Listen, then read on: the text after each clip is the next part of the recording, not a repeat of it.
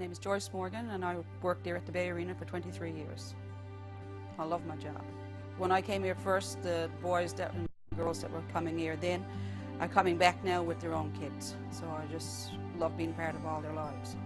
For 2 decades, Joyce Morgan has been the face of the Bay Arena. A woman so dedicated to her job that she's become synonymous with the building.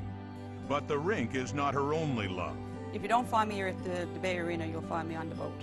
We started boating in 1994, and we had Joyce's Dream for 14 years. I love the social part of it, and just being able to go and see parts of the province that nobody else can see by land.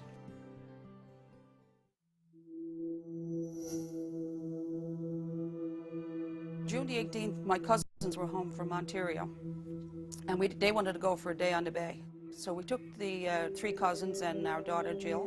When I got halfway across the bay, the boat felt funny. When she started making the list, I noticed something wrong. And she just kept going, and I grabbed the radio and I just said, Mayday, mayday, mayday! Joyce's Dream. We're halfway between Kelly's and Portygrave. My vessel just rolled over.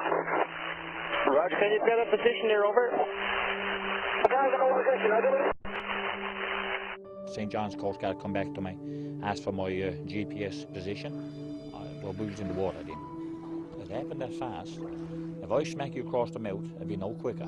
You didn't have time to think. When I got thrown into the water, I thought I was going to drown.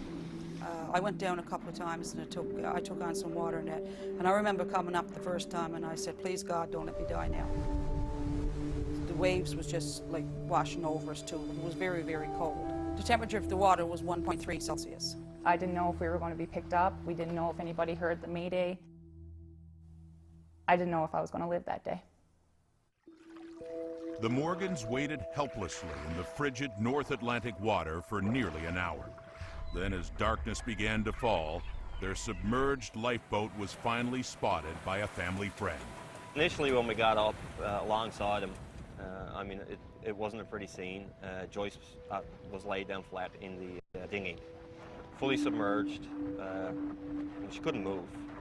Hypothermia was obviously after setting in. I know I got dragged into the rescue boat. I just collapsed on the floor, and I wanted to go to sleep, but I couldn't understand why they wouldn't let me go to sleep, because I guess if you go to sleep, you don't wake up. She was lying on the floor, shivering, throwing up. I definitely felt that I was going to lose my mom. The Dillon Bay is the Dillon Bay Register. We have all people on board, all people on board. Also request ambulance at frigate 4. Over. We just beached her, and then Coast Guard had numerous people there, certainly. Search and rescue technicians, there was ambulances, RCMP officers. After the community was down around the rail and everything, Joyce was so cold, they put her in this heat bag. For people on land, I think they really thought it was a body bag. Joyce was airlifted to a St. John's hospital where she and her family were treated for hypothermia. And amazingly, after just a few hours, all 6 survivors were released. It's not normal for 6 people to have a boating accident and everybody come back alive. Very, very close.